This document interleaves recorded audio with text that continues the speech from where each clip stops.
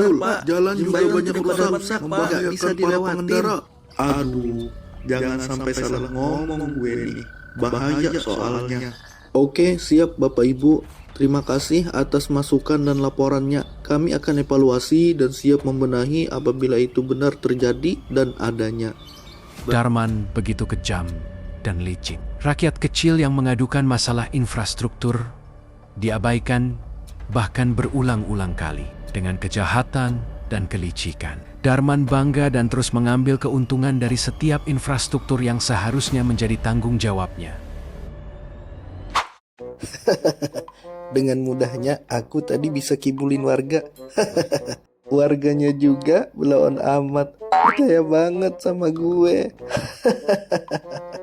Semoga aja proyek-proyek makin banyak dan gue untung besar.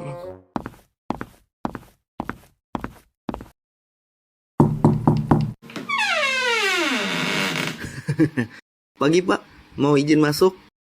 Iya, silahkan masuk. Bima, ada apaan Bim? Pak, ini ada program dari pemerintah pusat untuk rehab dan pembangunan sekolah Pak. Wah, baru juga diomongin. Wah, bagus dong Bim. Gacor nggak Bim dananya Bim? Gacor dong Pak. Untuk dana itu ada sekitar 1,6 miliar Pak. Dan ini tiap satu sekolah Pak dapat. Wow, besar banget Bim. Tiap-tiap sekolah itu dapat 1,6 miliar Bim. Iya Pak, benar 1,6 miliar Pak. Ya udah Bim, buat surat pengajuan dan kirim ya Bim ke setiap sekolah di kabupaten kita.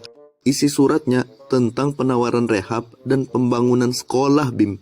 Baik Pak, siap Pak. Oh iya Bim, untuk semua kontraktor yang akan mengerjakan proyek ini, suruh pimpinannya buat ketemu saya terlebih dahulu ya Bim. Baik Pak, siap Pak.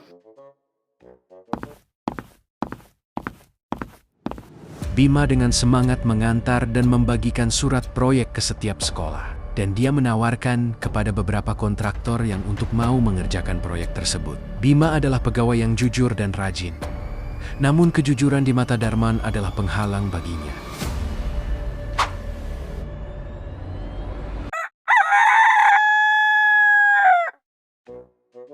Aduh, kesiangan. Bu, Ibu. Bu, Ibu. Bu, Ibu. Kayaknya Mas Darman manggil. Ada apaan ya? Mas, ada apaan sih Mas teriak-teriak? Aku lagi masak di dapur. Ibu gimana sih? Kok aku nggak dibangunin Bu?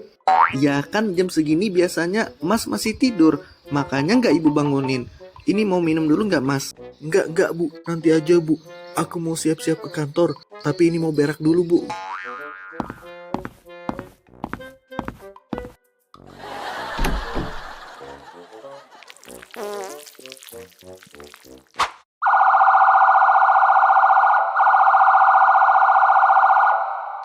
Pada pagi itu, Darman menyetujui sebuah proyek pembangunan sekolah baru di daerah pinggiran yang seharusnya menjadi harapan bagi anak-anak miskin. Namun, ia memotong anggaran material hingga 60% demi memperkaya diri. Ia menunjuk kontraktor kroni yang bersedia mengikuti permainan kotornya dan menolak kontraktor yang bersih dan jujur yang tidak mau mengikutinya.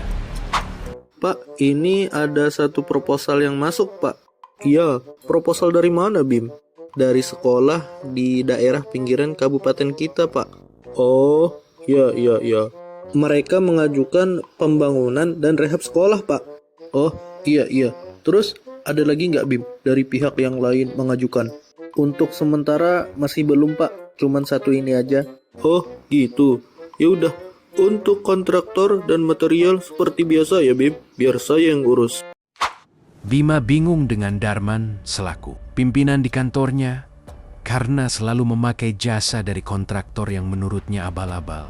Karena sudah banyak proyek dikerjakan mulai dari jembatan, jalan, bangunan, dan lain-lainnya, namun tidak layak dan tidak sesuai standar dengan dana yang dianggarkan.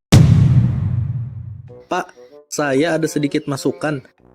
Menurut saya, bagaimana kalau kontraktor pembangunan ini kita ganti Pak? Jangan cuman itu-itu aja Pak. Maksud kamu gimana Bim? Jadi gini Pak, Gimana kalau kita cari kontraktor lain untuk ngerjain proyek ini, Pak? Kenapa diganti, Bim? Kan kita sudah ada kontraktor yang biasa, Bim. Menurut saya, Pak, karena banyaknya keluhan dari warga terhadap proyek yang sudah kita kerjakan, warga menilai proyek tidak sesuai dengan anggaran. Terus, apaan lagi, Bim? Saya jadi curiga, Pak, sama kontraktor itu. Mereka memotong anggaran proyek.